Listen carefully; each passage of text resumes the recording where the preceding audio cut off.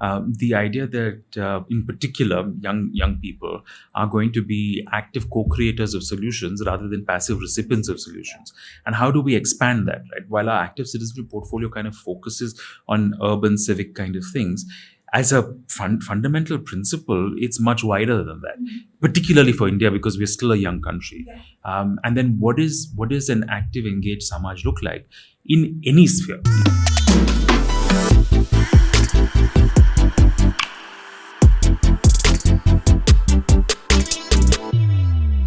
All right, welcome to our podcast, Quest for Better Futures. Our today's series is Funding for the Futures. We have a guest who needs little introduction. Gautam John, CEO of Rohini Nelikani Philanthropies. Welcome, Gautam. Thanks so much, Namrata, for having me here. Today's idea is funding the futures. And I think before we get into the future, there's always a lot of wisdom in how we've evolved. And history has a lot to teach us. So we're going to take a look back. Both of us are maybe not that old to talk about history, but we'll make an attempt, right? What has been significant movements for you in philanthropy in the last 25 years?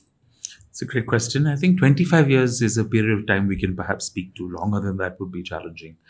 A couple of weeks ago, I came across this really good piece. Was it in the Harvard Business Review? It was published in 1997. And the title was VC Virtuous Capital. Okay. And the piece was making a case back then for why philanthropy should be more like venture capital. And perhaps it is instructive to look back over the last 25 years and see how that piece aged. I think the challenge really is in how do we measure progress. And over the last 25 years, we've become more driven by metrics, more driven by linearity of outcomes, more driven by dashboards. And I'm not entirely sure that was true before that. I keep saying that in philanthropy in India has a tremendous history, right? Whether it's community-based, whether it's geography-based, whether it was the Indian freedom struggle, which in many ways was supported by philanthropy. And I don't think Mahatma Gandhi had a theory of change with a linear log frame outcome, right? And so to that extent, I think we've lost some of the texture of what philanthropy means, of what philanthropy is in service of building deeper and more diverse relationships in service of social change that isn't necessarily a guarantee. And the venture capitalization of it or the metricization of philanthropy, we've perhaps lost some of this. And I see where it's come from, right? People want to see what their return on investment is. People want to see what a sense of progress looks like. But perhaps the way to root philanthropy is more in uncertainty, rather than the certainty that markets and states require. There's that famous book by called Seeing Like a State, right? And what is the role of state? It is to make diversity more legible so that it might govern better. What is the role of markets? The role of markets is to bring efficiency. But that's not necessarily what the role of society is. And then the larger question is, over 25 years, what has philanthropy evolved to be? And I think that's an interesting inflection point for us to be at, that philanthropy has had a role in building a good society. It's then gotten a little bit siloed into programs and projects and measurement and dashboards. But also now I think we're coming to realize a little bit more that philanthropy is that, but can be so much more if it looks at building the connective tissue for being a good society.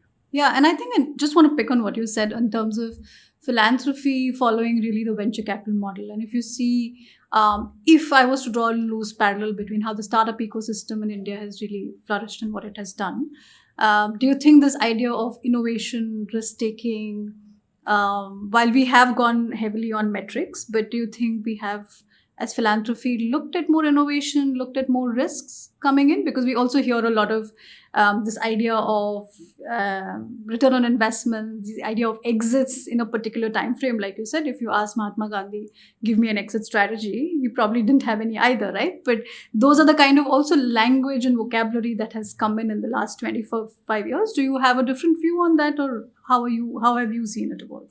I think the idea of an exit strategy is perhaps necessary in some way, but perhaps not as exiting a space as much as not necessarily being as relevant or necessary. Or maybe evolving it to a different role as. Exactly, right. The role we start with doesn't necessarily have to be the role we continue with in perpetuity as philanthropy.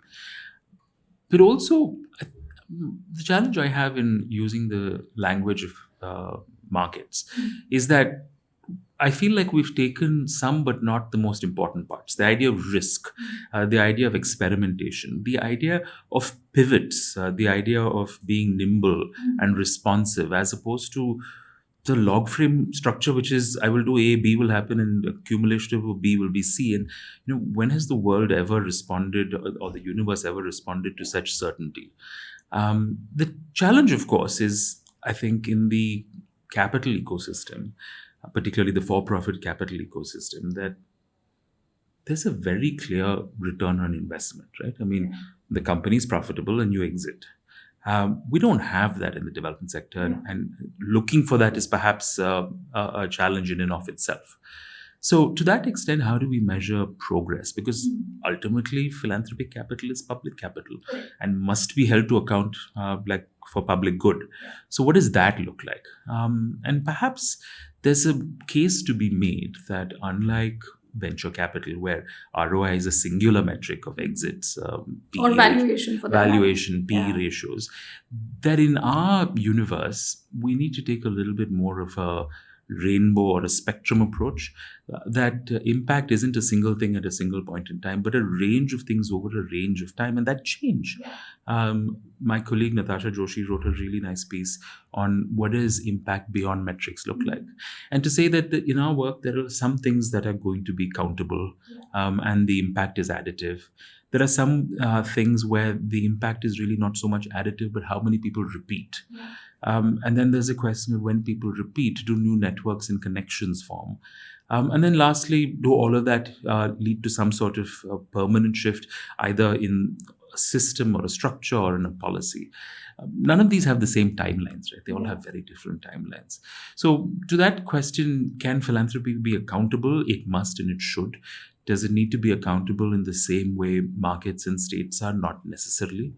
And the other question is, who is philanthropy accountable to? Because ultimately, our take is that philanthropic capital is otherwise public capital that would have been taxed. So it must be accountable to the public good. Interesting. And do you think there are lessons to learn? When I was tracing back, like you said, India has a long history of philanthropy. One may call it charity at that point of time. They weren't words like we use today. But if you look at the history of, like you said, the freedom struggle, the old family houses like Tata's, who've done work around the spaces that they were, and they did it as a responsibility because they felt like if the community thrived, they thrived, right? It was a singular that was there.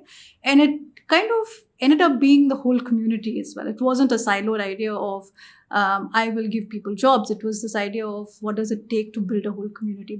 Are there lessons to be learned from there as well, and how one looks at the society around and looks at it as a whole and not in terms of silos? The answer is likely yes, but it's a long journey there. Our take, and this is something that Rohini talks about a lot, is that Samaj and Bazaar have a lot in common. We have a lot of common goals, common good.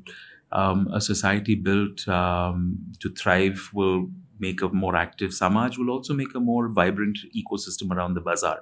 So we actually think there's a lot, whether it's rule of law, whether it's environment, all of those things, that we have strong common interests, because ultimately the Samaj is the consumers as well. But reducing our identity to only consumers is a struggle. We're so much more than that. The whole of community approach is something that we all work in education. I mean, at one point in time, the conversation in education was around remedial learning, work on math, work on reading. And in the last 20 years, we now talk about school transformation, school leadership. So that acknowledgement happens, right? That what is that line by John Muir, that when you pull at any single thing, the entire universe comes along with it. And ultimately, that's it. When we look at social progress as such, and we look at historically how philanthropy worked, it looked at community or society as a whole. Whether you look at education, you look at livelihoods is the space that we work in, or if you look at climate today, there is just so much intersection with everything in life. It's not just one silo. One thing going wrong could actually affect progress of that particular human being. And like you said, it is really about change for that one person, for that one family, for that one community, and then as it goes larger. But in this idea of looking at portfolios and silos in the last 25 years, have you become um, more more isolated in the term of how we look at change? Since you were talking about how do you look at change, right? Fair question. Just to say that I think the siloization is also a function of specialization, of how funding flows, etc. So not all of it is necessarily terrible. I think part of the question that we must also hold is in working on specific problems. Do we take an approach that is holistic? Do we take an approach that is technical? Do we take an approach that is adaptive? And there's no single answer, right? I mean, people are going to come at it from multiple perspectives. The second one is on the idea of a portfolio as opposed to a program, I suppose. Is that as a philanthropy, do you take a bet on a singular approach? Or do you create a group of organizations, ideas, and individuals who are working on a similar problem statement but coming at it from multiple perspectives? Again, there's no right or wrong answer. Like, for example, if you work in education, there's the infrastructure piece, and there's the learning piece, and there's the community piece, and many others. To say that all of them impact student learning is true, but to say that everyone must work on everything is also a bit challenging. In choosing to work on student learning outcomes, assuming you work in community, what are the approaches you take? And for us, one of the pieces that we hold very central to our work is, where you start isn't as important as how you approach it. Which is why curiosity, not certainty, is a fundamental pillar of our approach. To recognize that we might go in with certain ideas and with certain assumptions, but reality often tests them. And it is in the iteration and the evolution that the richness and fullness of the work comes to be. And what we want to be able to do as a philanthropy is support our partners in exploring that. Because ultimately, there's no point in being right. The goal is to be effective. And in being effective, one has to walk alongside the community, respond and react to their needs. And we as a philanthropy need to be able to, to enable that for our partner organizations. And then to be able to take all of these learnings from each individual partner organization, share it across the portfolio, share it at the level of philanthropy so that it might inform some of our other work, and then share it with the landscape of philanthropy generally so that there's a greater sense of what's happening, what's evolving, what's working, what's not. Not to say that one method is better than the other, but just to say that as we sense make what's emerging from the landscapes in which we are working. So the idea of listening to communities, and like you said, that where you start is not as important as how you approach it and where the road leads you. I think is crucial to how we look at social progress. And I think the biggest example of it for me happened in recent times during COVID, right? Because there everybody was willing to just listen and say, hey, what is the need? And let's respond to that need. But do you think if you were to rate philanthropy on a scale of 1 to 10 in general in India, in terms of listening and responding to needs, where would you rate it? So I'll get to that question. To pick up on the point of COVID, right? I think it was in many ways it was an inflection point for so many of us in civil society. But my biggest takeaway was that uncertainty is the new default, right? A friend of mine on LinkedIn recently said that we've been talking about the meta crisis and the poly crisis, but crisis frames it as the exceptional. What if it's the meta conflict and the poly conflict, that this is the new normal? Rajesh founded an organization called Socrates, and Socrates positions themselves as midwives of collective wisdom. And the reason I bring this up is because for so long we've heard that civil society needs to be more like corporate. We need to, think in those frames. That was one of my questions. But go on. And I think that what COVID showed us was that first responders were all civil society organizations.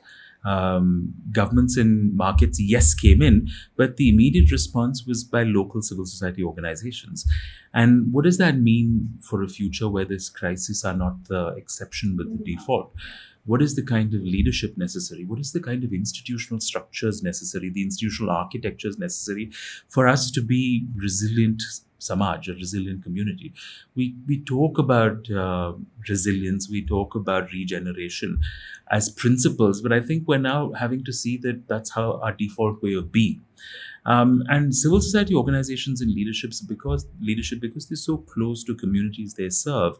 Whether you're an education NGO or a health NGO, ultimately you will respond to local need. As we saw in COVID, everyone was responding to that.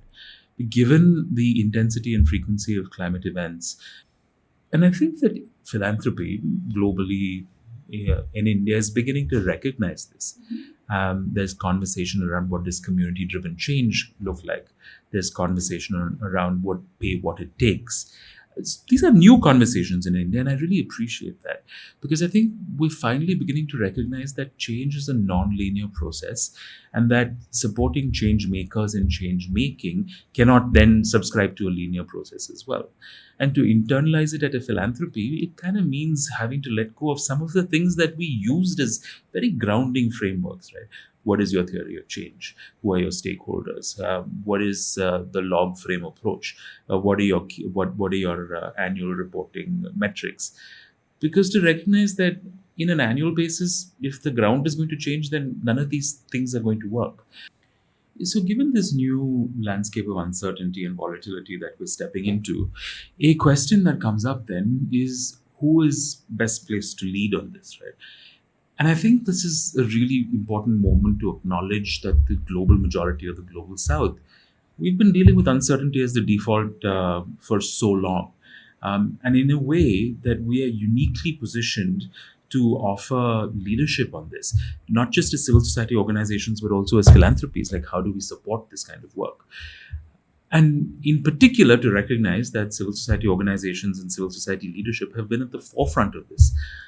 So I'd like to believe that the next few years are a really nice time for us to start asking Bazaar and Sarkar to learn a little bit more from Samaj, because this has been our reality. Uncertainty because of funding flows, uncertainty because of community engagement, uncertainty because of so many things. I think this is the time that we're going to start needing leadership from the Samaj as well to be able to be resilient and responsive to these crazy changes that are in our future. Yeah, and I think I was reading something the other day which talked about this triangle, which talks about there is a pull of the future that is there, and there is a push of the present, and then there's a weight of the past that we carry around. And it depends on how we move, will depend on how much focus we give or where we lay our energies on, right? And you talked of some of the weights of the past, right? For example, if you're talking of an uncertain environment, which has been a reality and continues to increasingly be so, we need to let go of some of the past weights that we've been carrying, be it how we measure success, how we look at metrics, how we look at programs. We also see, for example, a lot of, again, going back to the startup idea, that if we have to be first responders, if we have to be custodians, so-called, then more than just like programs, you also need resilient organizations. You need leaderships. You see high amount of people also facing burnout in the sector as well. So how is one looking at all of these? And these are also, I think, some concepts that are still not there, I think, within philanthropy, slowly coming in. I wouldn't say not there, but I think slowly coming in to say, what does it really take, right, to build an organization or to build a civil society space that can respond to some of this uncertainty as well. I love the framing of resilience because I think that's a really appropriate one. And I think the question then for philanthropy to ask itself is, do we build project and program-based approaches? Or do we see project and program-based approaches being iterative and responsive, but built out of resilient organizations? And like I said, some of the work that's happening around community-driven change. For example, some of the work that McKinsey Scott is driving around large unrestricted grants. Some of the work that Bridgespan is driving around the Pay What It Takes initiative is moving to the fact that great work can be only done by great organizations. And great organizations need some amount of relational and fiscal depth to be resilient in the face of this. It's a new conversation, but it's not a new idea. I think for the long term, we've focused on the technical necessity for change, that there's a framework or there's a tool or there's an approach. And while all of that is true, I think we're now starting to acknowledge that many of these are deeply context dependent. And if they have limited replicability and applicability. And so in a way, if we're building civil society organizations that are responsive to changing context, then they need to have that institutional resilience as well. And financing is one way of that. Supporting leadership is another way of that. Increasing not just the amount of total funding, but what percentage of it goes for institutional building. Increasing the time frames. These are all tactical ways. But at the same time, I think one of the ideas I hold very central is that philanthropy needs to approach this with more questions than answers. We do have a slightly unique place that, we tend to fund multiple organizations, and so we can see a little bit more of the landscape, but not to mistake our position for our power and for influence, to offer some of what we're seeing as reflections, but not prescriptions. And in that way, to be able to offer organizations a path towards iteration and evolution, rather than staying locked in a log frame. You signed up for this 5 years ago and we'll do it come what may. It's a gradual process. And I really like the idea of, in philanthropy, us being map makers, in a sense that we're not explorers, but we're following civil society leaders who are explorers, who are venturing into the unknown, right? Don't necessarily know what it takes. And they are making sense. They are making their own paths. And what we can do is then take that and create maps. Maps, because ultimately, how we navigate reality is only as good as our maps of reality and how often they're updated. I think just from what you're saying, maybe it's a recap of the discussion we were having in the morning. This conversation of letting outcomes emerge, right? You can measure some things, a lot of things you can't measure. We, for example, run programs where we work with a lot of children and young people, and it's a singular agenda of making young people, thriving for careers. But we see that when we often influence that one young person, the ripple effect of what happens when this young person goes back into his or her home, society, community, or a teacher that we're influencing, a lot of that has ripple effects, which is hard to measure. But that's how really change happens. But my question to you, Gautam, is that if this idea of uncertainty, if this idea of emerging outcomes, if this idea of how human development happens is a very organic process, right? You'll walk 5 steps forward, you'll walk 2 steps backward, sidewards, all of that is going to happen, right? And I think as Samaj, maybe the idea of us being more mechanical in terms of what can we measure, because there is this idea of return, has become so ingrained in us. So 2 questions. Fundamentally, is there a change in the way we look at an underlying philosophy of change? It's for me, ways and means comes later. For me, philosophy and the values that govern us come first. Second, like all change, this change is also going to take a while to happen. But is there need for lack of a better word, I would say more dialogue, but is there need for someone or somebody or a few people to play that role to say, hey, this is also how change could happen? Because sometimes the idea of uncertainty and emergence, unless it's a heavy, huge thing like COVID, is hard for people to wrap their head around, saying, but I need to go back and I need to report this, right? The reporting becomes, and then that guides everything else that flows downwards. Great observation, because the phrase that I've heard most often this year is this phrase called islands of coherence. And in this universe, either I am wearing very tight blinkers, or it feels like we're at a tipping point where people are recognizing that there is no singular answer, there is no singular work to be done. And in terms of you phrased it as a value or a pivot. I suppose the question that resonates most with me and within the philanthropy is a little bit not so much what is the work that needs to be done, as much as what are the conditions that will cause the work to be done. So going from saying that we must do the work to we must create the enabling conditions for the work to emerge, that comes with no guarantees. Yeah. But we think it's a little bit more durable in that sense. And it's come out of learning from our partners, right? You can do the work, but then the work will not outlast the organization doing it, as opposed to trying to create the conditions under which it happens, so that when the work does emerge, it is a little bit more co-created, more co-owned, that the container in which it happens ultimately becomes the vehicle, and we are catalyst, not fuel. So to that end, I do believe there is a moment in time where there are 2 things happening. Right? One is, if you look at organizations, civil society organizations, particularly in India, there's a generational shift happening in terms of leadership. Organizations that are about 20, 25 years old are now bringing in new leadership. It's a natural shift. But I think the bit that we see and is really exciting is that there is also a capital transfer happening to the next generation. It's global and happening in India as well. And the younger generations are more fluid in terms of how change happens, not necessarily bound by the same linear outcomes. And so maybe there's a moment in time where the handle intergenerational wealth transfer is meeting the intergenerational civil society leadership transfer. And there's a moment of transition which we might be able to step into. And to that work, yes, of course, there's work to be done to create conversations and convenings and connections across these. But organizations are stepping up into it, right? I mean, just this podcast talking about sense making, meaning making, and multiple futures is not a conversation we were having 10 years ago. The other point that you mentioned, which I think was important to pick up on, is the idea of well being. One of the things that I've come to realize, at least in philanthropy, is that you can only give what you have. So if you want to be a trust-based philanthropy, you must have trust central to how you operate as well, not just how you engage, how you grant make. Similarly, we talk about civil society organizations caring deeply about the well-being of their communities. But that cannot be something they only offer externally if it doesn't happen internally. Right? And I think we really need to acknowledge the fact that civil society organizations, and in particular civil society leaderships, and in particular over the last few years post-COVID, have operated in really difficult conditions. And well-being hasn't been a conversation we've had much of, and it's something that we need to focus on.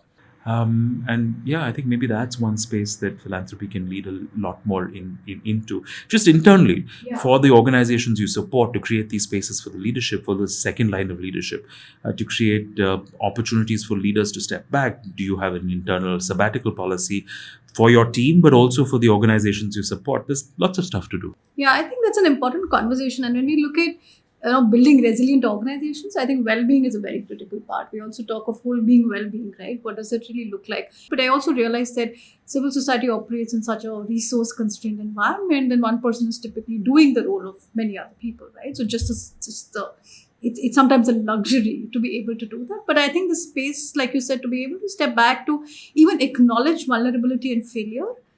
There is so much talk of who did how much, who achieved so much. And I don't think it's a civil society alone way. It's how Samaj is operating in general. But I think that comes to my, and maybe a segue into the segment of, if you have to look at 2050, since we are doing futures thinking, you have to think of how philanthropy may evolve. And philanthropy obviously is for social purpose.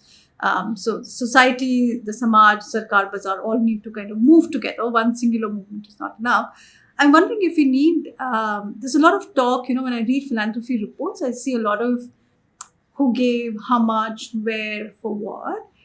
Do we fundamentally need to talk of good giving and what makes good giving, and shift that conversation a little bit from the amount to actually the values?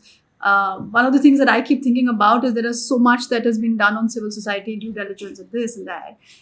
What do we have out there to say, hey, these are people who give well, right? Not give more or give how much, but give well. Do you think we need a fundamental shift there as well in how we look at good giving in general? Interesting thought. I don't know if we can look at good giving or giving well alone. I definitely think we also need a more tactical give more, give faster, give sooner. If we can pair that with a sense of curiosity, the giving better or giving differently will happen. To go back to a thread that we've been pulling at for a while, like how does change happen? Right? How do individuals and institutions change how they give? I'm pretty certain it's very rarely from reading a report. It's often from an interaction, from a series of interactions, for something that you hear echoing from something deeply human. And my sense is, if we can accelerate people's giving journeys, when they start giving, how much they start giving, and how often they give and how much they give, it'll create a forcing function just to create a larger landscape from which to be influenced by. And perhaps what we can do is create conditions where there's a little less certainty and a little bit more curiosity, so that this larger landscape from which you learn from becomes more resonant. You'll hear echoes, and we see that happening. We see philanthropy at least having peer conversations and peer networks. Very often, there is no single conversation or single data point or single report that will change any of this. It's ultimately accumulation of all of these that reaches a tipping point, and then that happens. So, in a sense, as a philanthropy ourselves, our goal is no longer is unlikely to be, and no longer is kind of creating a singular narrative where change will happen for philanthropies and for people with capital. I think it's creating the artifacts and the journeys so that when people start on this journey or arrive at a point of curiosity, it's available to them. To your larger point of what should 2050 look like?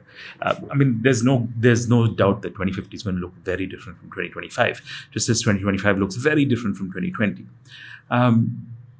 But which is also why we say futures thinking, right? There's no deterministic single future that we're going to inhabit. And in a sense, what we try and do is be co-explorers, co-learners with the partners we work with to see what's just under the surface, right? And then what is our role in being able to support some of that work? I'll give you an example. I'll give you two. So about 8 or 9 years ago, because one of our largest portfolios was in environment conservation and biodiversity, it was very clear that the question of climate was under the radar. But Indian philanthropy wasn't really engaged with the conversation. Global philanthropy was, but very much through a mitigation, energy transition lens. So about 6-7 years ago now, along with a bunch of other philanthropies, we said, hey, Indian philanthropy needs to be in this conversation. How do we do it?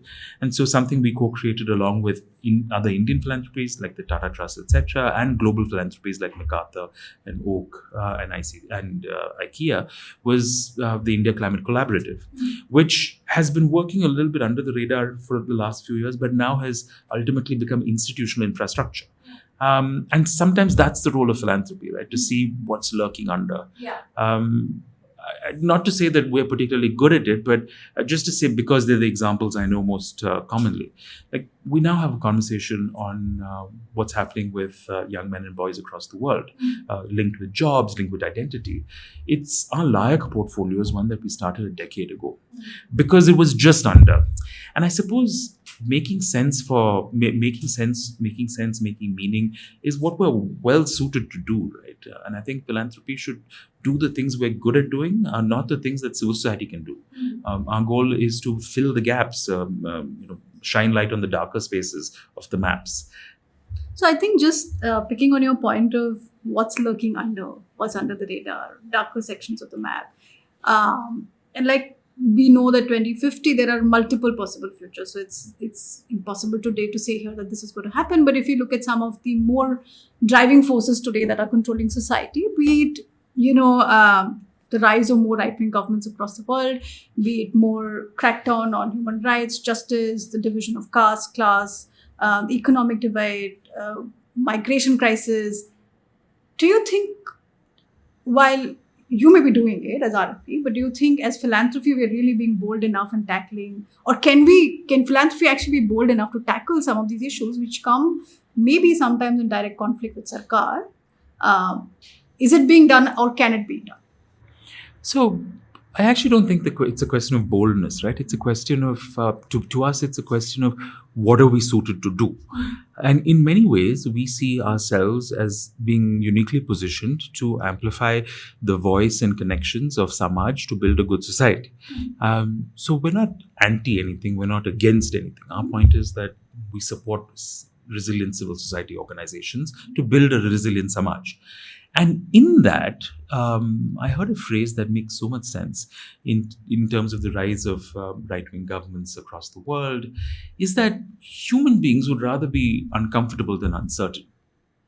And in many ways, it helped me understand so much of of the simplistic narratives into which people are pouring hopes, energy, and ambition. Because there's perhaps a great sense of discomfort that it's not going to work, or perhaps it's not complete, but it's better than the uncertainty. And as we started off with, uncertainty is the new default going forward. Simplistic reductionist solutions are never going to be the answer. But we're all human beings, right, ultimately, and we want some degree of certainty. It's hard. So, what is philanthropy's role? Philanthropy's role is in being that bridge, in creating the uncommon ground for the dialogue between state markets and societies, for us to reduce our discomfort of and uncertainty of the future, to say that we're in this together. So, in that sense, it's not confrontational, it's generative. And it's generative at the level of we're all Samaj first and then we're Sarkar and Bazaar. And in that sense, for us to go back to holding a dialogic space, the uncommon ground, to uncover and discover our shared interests and our shared humanity. Because ultimately, that's where progress will happen from, right? And do you think there is a coming together of, there are a few examples that we can see, but do you think there is a more scope of coming together of Samaj in general and then influencing, then be Sarkar and Bazaar? Because while things are coming together, we talk of more collaborative and multi-stakeholder collaboratives, which is also the need of the hour. There is also, in my point of view, there's also stark lines that are there between the three as well. And I think there's an attempt to blur the lines, but do you think that's ever going to be possible for us to be Samaj first? I mean, it was the default, right? We were Samaj first. And I think we're seeing the limits of state-led models. We're seeing the limits of market-led models. And it's not just around state failures and market failures that philanthropy needs to fix. It's fundamental failures of imagination itself, right? And so to that extent, we were talking about this piece on relational state capital. It's not language that existed in the last 20 years, but now it's starting to come into being. The limits of seeing like a state, Scott's book on the necessity to bucket and the necessity to make visible too much diversity was hard.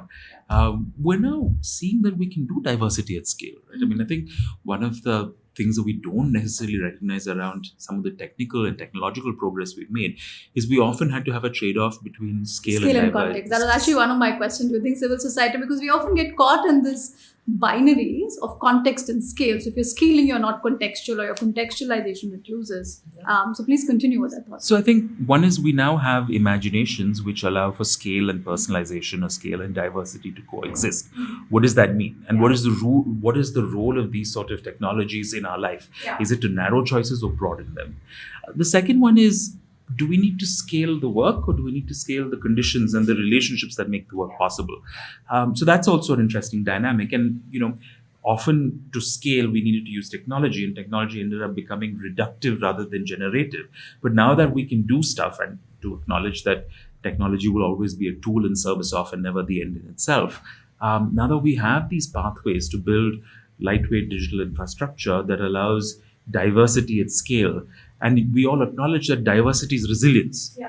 So you can do resilience, diversity, and scale together rather than set them up as orthogonal forces. What do? I think we definitely have an opportunity to reimagine. And there are people leaning into it.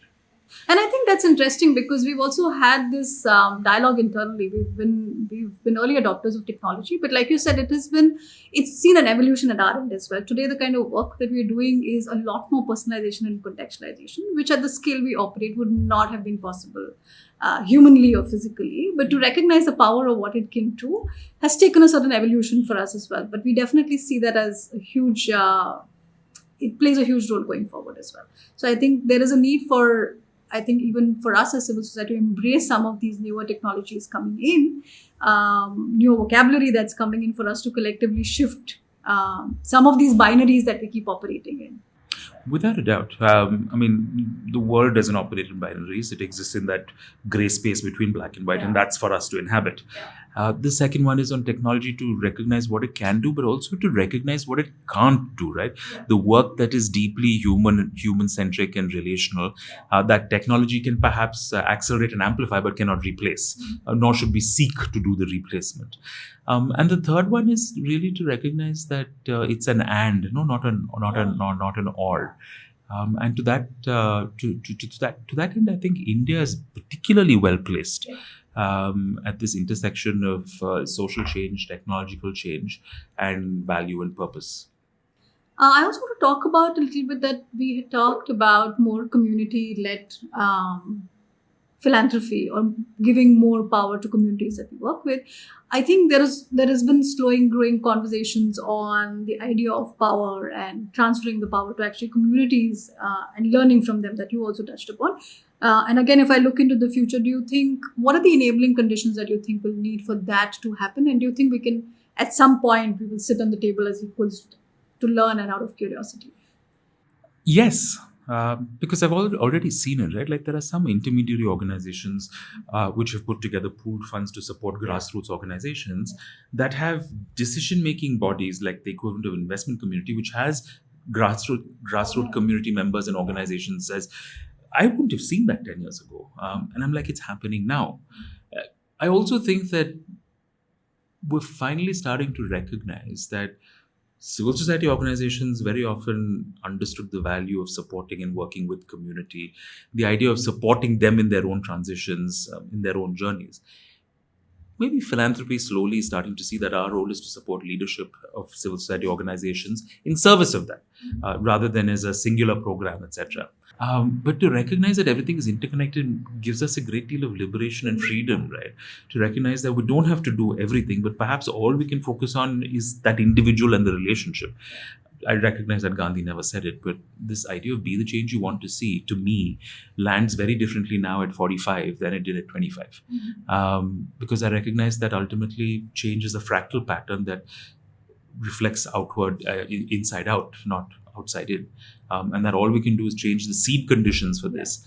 And then it shows up in how you operate as an individual, which reflects in how you operate as a team, which reflects in how you operate as an organization, and then reflects in how you operate in the ecosystem that you inhabit. And just on showing up, there is this again.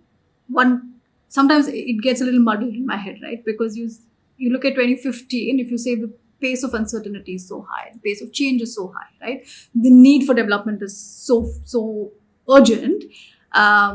But a lot of the things that we've spoken about, being patient, being listening, and change takes slow. Sometimes, again, it feels like there is a lot of conversation on are we moving fast enough, right? But fast enough also comes with its own implications. Do you again see these as either or? Because there is a need for urgent action, but there's also a need to do all the other things to step back, to listen, to learn, to change, to let things emerge, the idea of well-being. And sometimes these two seem in conflict. So just curious to hear your take on that as well. I think it's definitely a balance. It's a dynamic. But perhaps part of it is acknowledging the fact that that dynamic is and that tension is best held by the organizations on the front lines themselves, not by philanthropy. We discussed earlier how organizations, irrespective of where they worked, whether it was education, health, etc., during COVID, responded to that crisis. And that was possible because the leadership of that organization recognized that we don't work in health, we work ultimately in building a good society, and this is what society needs. In their local context. So to that extent, so as long as we as philanthropy and holders of capital acknowledge that you're going to have to be both reflexive and responsive, but that dynamic and tension is best held by organizations at the front line rather than at our level, we're doing okay. I mean, there are short-term journeys, there are long-term journeys, and these will coexist. There are hard pivots necessary, there are short-term pivots necessary. I mean, the market makes this all the time, right? Yeah. So there's no, and we know that civil society organizations are capable of it. The question is, are we resourcing them in the right way to make it flexible for them to meet the moment as it evolves? Not just meet the moment, but also make the journey. Yeah. We talked of how decision making can be transferred, or communities can come on the table as equal decision makers when it comes to philanthropy. Do you feel more young people, we talked of transference of leadership as well, but do you think more young people from communities can actually participate in decision making in philanthropy? For example, we were actually applying for a grant, and the decision making of who the grant went to actually was by the people for whom the solution was made for. So it was a game on careers that we had developed, and the kind of questions that we got asked were young people who were potentially people who would use the game or play the game, and then they then decided whether it was relevant for them or not. So do you think there's role for more young people to come in as they are the custodians of who will take the future forward? Your question is really relevant because it's our entire active citizenship portfolio, right? The idea that, in particular, young people are going to be active co-creators of solutions rather than passive recipients of solutions. And how do we expand that, right? While our active citizenship portfolio kind of focuses on urban civic kind of things, as a fundamental principle, it's much wider than that, particularly for India because we're still a young country. And then what does an active, engaged Samaj look like in any sphere? If you work in agriculture, if you work in conservation. So for us, it's a founding principle that an active Samaj, an active citizen, is a very core basic identity that we have, and not so much as a consumer or a subject of state, or a consumer of a market or a user of a product or a subject of a state. This idea of being an active, engaged citizen is core to how we operate, and that it's not just in any particular area, but more of a horizontal muscle, a societal muscle that we all embody.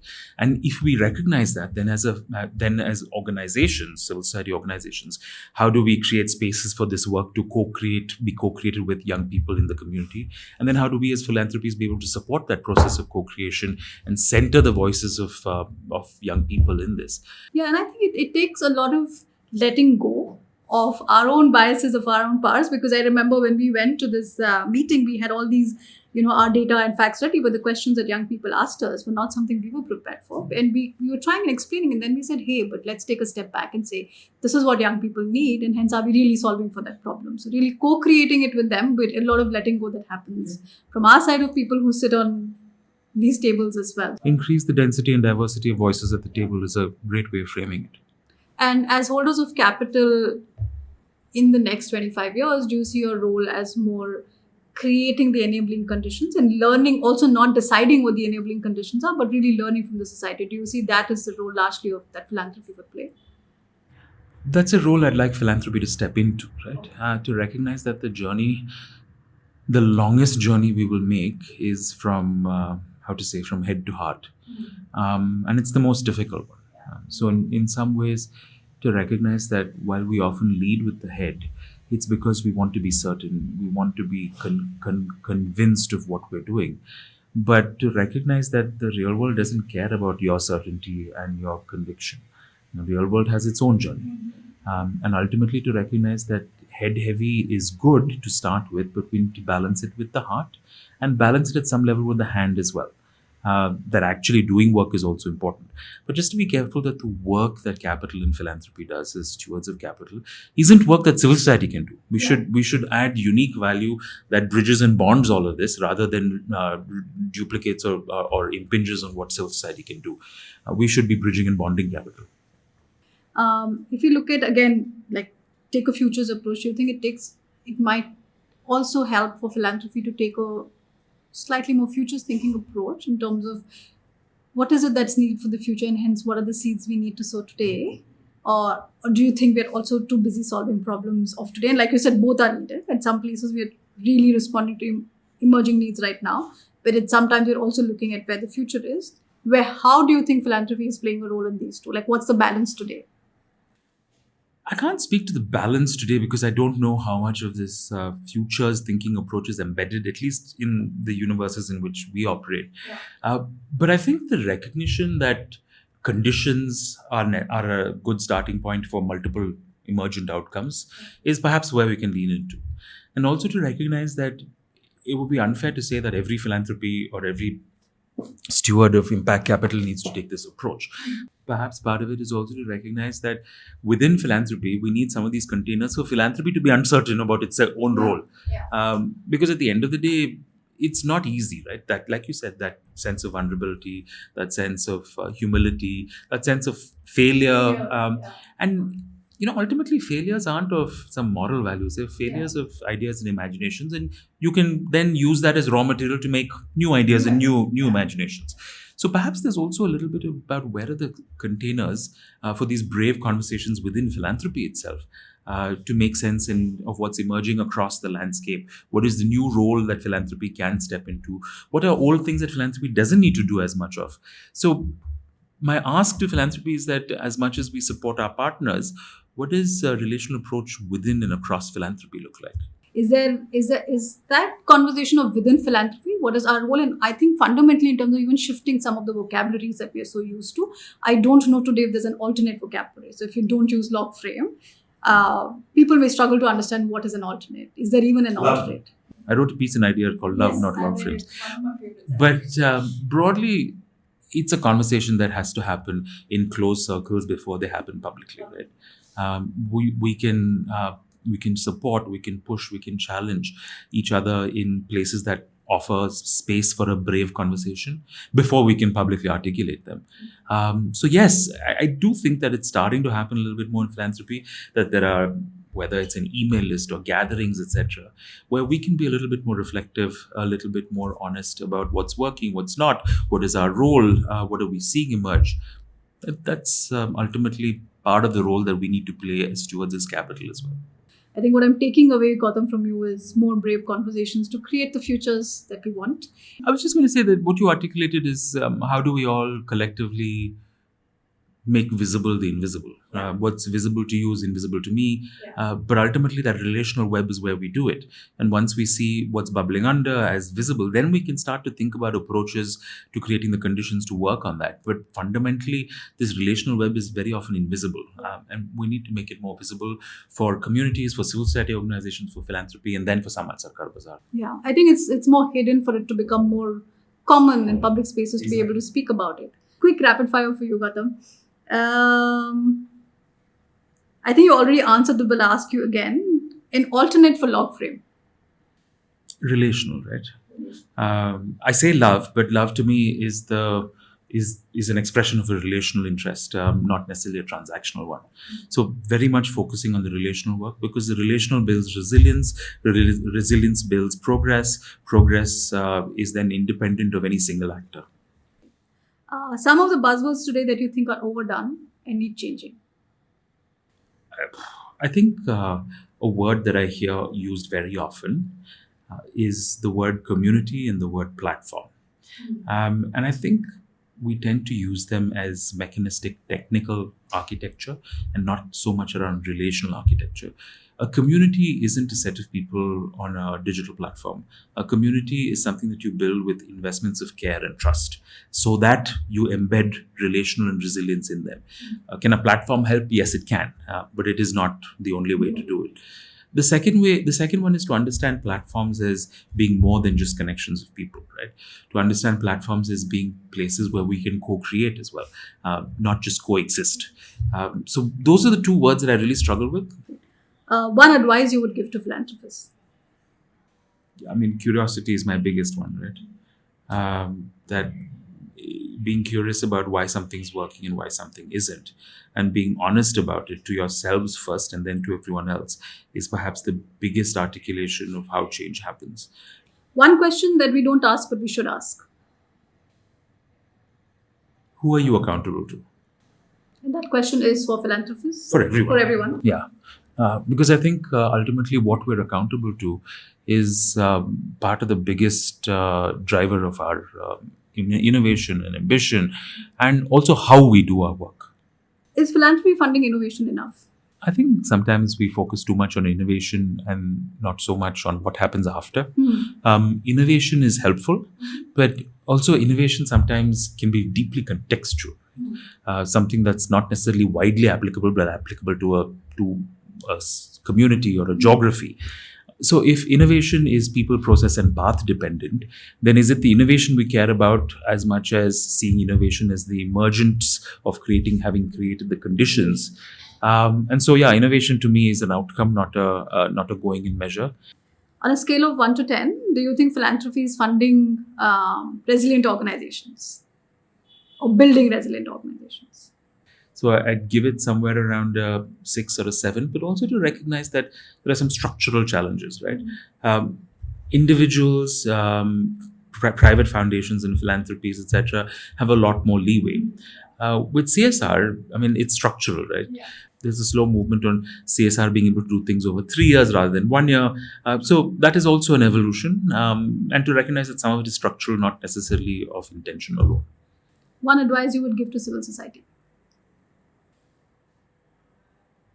it's easy to say pushback. I recognize it's not it's not hard, but I think for civil society organizations to think to not to think as much as to go back to our older ideas of solidarity, because ultimately we recognize that no single approach, no single organization, no single institution can work on the challenges of the present and the future. So what does solidarity look like amongst this? I think solidarity is a word we probably don't use often enough, and we should start using. So. Closing this podcast, I'm taking 3 words back, Gautam: curiosity, humility, and solidarity. And I hope we can all work with these 3 as our core values, as I'd like to say. Thank you so much for being here. Thank you for having me. It was lovely visiting with you as well.